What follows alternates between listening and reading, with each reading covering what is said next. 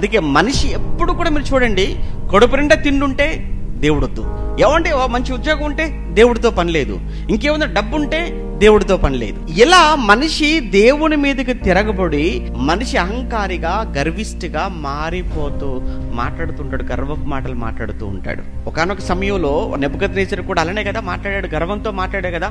ఇది నా రాజ్యం అని చెప్పాడు. చూసావా, నేను కట్టిన పట్టణము, ఇది నా రాజ్యము, నా అధికారము, నా అంతస్తు, నా స్థితి అని అంత చూసి విర్రవీగిపోయాడు, గర్వంతో ఊగిపోయాడు.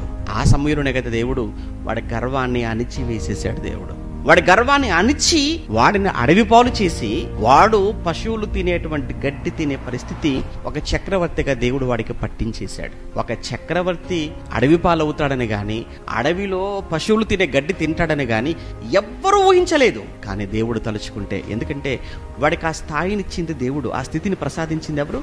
దేవుడు. నీకు తిండి ఉందా? ఒకవేళ కడుపు నిండా తింటున్నావా? నీకు తిండి పెట్టినవాడు దేవుడు, మర్చిపోకూడదు. ఒకవేళ నీకు మంచి ఉద్యోగమా? దేవుడు అది ప్రసాదించింది. నీకున్న జ్ఞానమా? దేవుని భిక్ష.